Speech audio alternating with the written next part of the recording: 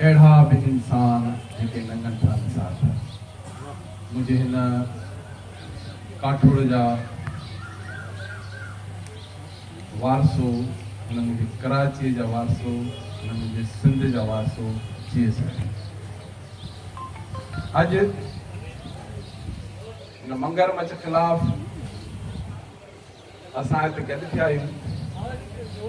मां सोचियो त अव्हांखे हिते तकरीर करण लाइ, मुतासिर थियण लाइ शाह जा अचे बैत ॿुधाईंदुसि, पर जुखियो साहिबु माशाल्लाह अव्हांखे शाह जा बैत बि ॿुधायईं, तमामु सुठियूं ॻाल्हियूं ॿुधायईं। मां सोचियो त शायदि फ़लस्तीन जो मिसाल ॿुधाईंदुसि, त बि जुखे साहिबु अव्हांखे सभई ॻाल्हियूं ॿुधायूं। इहा तमामु हिकिड़ी ख़ुशीअ जी ॻाल्हि आहे जो हिते अव्हां वटि अहिड़ा माण्हू मौजूद आहिनि जेके सॼी दुनिया जी तारीख़ मां बि वाक़ुफ़ आहिनि, जेके भिटाईअ जी शाइरीअ मां बि वाक़ुफ़ आहिनि, जेके ख़ासि करे भिटाई जी इनक़लाबी शाइरी आहे उन खां बि मुतासिर आहिनि। पर उन जे बावजूद अॼु असांजा जेके हाल आहिनि उहे रोअण जहिड़ा आहिनि। बैरिया टाउन या मलिक रियाज़ वॾी ॻाल्हि कोन्हे। मां दावा सां चवां थो त असीं हिम्मत करियूं, असीं जुरत कयूं, असीं मैदान में निकिरी पऊं, मलिक रियाज़ ऐं उन्हनि जे शार्तनि जे पेज जी ताक़त न आहे जो असांजे ज़मीननि ते कब्ज़ो कनि। पर अवां हिकिड़ो मिसाल ॿुधायां त असीं साईं जीएम से वेठा हुआसीं त हिकिड़ो हमरा चयो साईं हे धारिया अचनि था, हे पंजाबी, हे पनागीर सिंध में अचनि था, इहो हुनजी वजह त साईं चयो बाबा जे ॻोठ में असांजी वाड़ हूंदी आहे माल जी, वाड़ हुजे थी माल जी, त हिकिड़े हमरा आयो चई यार तुंहिंजी वाड़ में भगड़ जा पेर मूं ॾिठा। चई मुंहिंजो कुतो भारी न त भगड़ खे ज़रूरत न आहे जो वाड़ जे वेठो अचे। तंहिं करे मां हिते अव्हांखे सभिनी दोस्तनि खे ॿुधाइण चाहियां थो त हिन तकरीरनि हिन तव्हां मुतासिर करण को कमु न आहे। हिते सरकारी ऐं उनजे टोले जे ख़िलाफ़ अव्हांखे जहाद करणो पवंदो।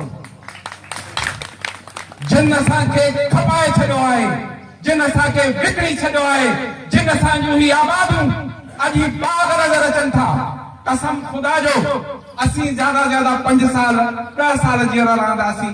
हे जेके नंढी औलाद, ही जेके नंढा मासूम ॿारनि, हे अव्हांजे कब्रनि ते छुटा हलंदा। ख़ुदा रा पाण खे बचायो, मैदान अमल में अचो।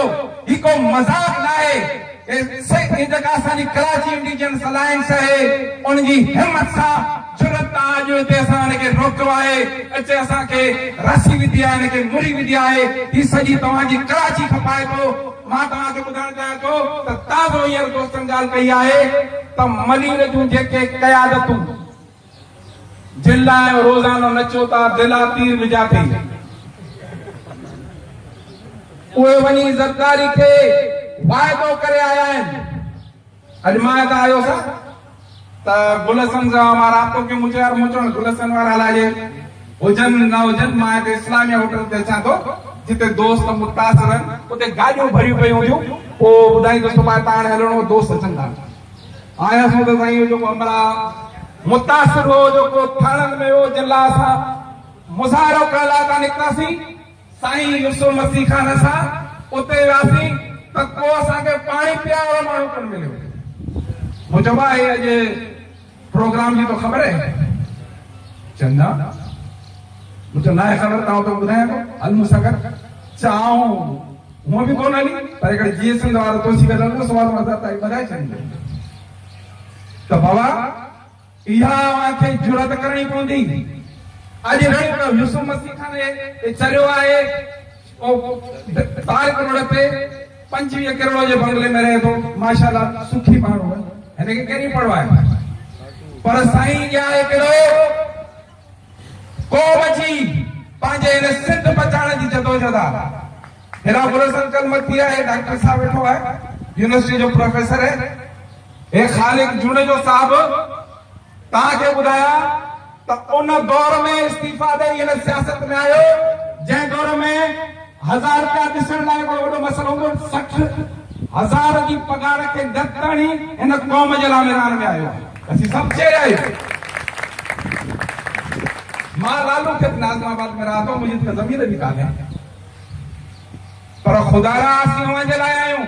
वो चवंदा आहिनि त जेको खीर जो खाइण लाइ वो हिन धवेरे खे बि भूखे बि करे। मुंहिंजो अॼु गोली मार, मुंहिंजो लालू खेड़ अॼु लियाकताबाद थी वियो, मुंहिंजो भंगुरिया ॻोठ अजीज़ाबाद थी वियो, मुंहिंजो दोदा ॻोठ अॼु रिज़िया कॉलोनी थी वियो, मुंहिंजो उस्मान ॻोठ सीवन एरिया थी वियो, मुंहिंजो अॼु कंडू ॻोठ नाज़माबाद थी वियो। सुभाणे हिते बि अवांजा इहे हाल हूंदा। तंहिं करे महिरबानी कयो। हिकिड़ो अमरा वियो हुनजे दोस्त वटि, मरी वियो हो, हुनजे भाइटे चई पुट खे चई बाबा भाटिया तो न ॿारी, चई चाचा फूकण जी मूंखे वॾो कयो, पर बाबा पाण हथ सां वधायो। तंहिं करे असीं वांगुरु फूकिया बि था, हे रड़ियूं बि करिया था।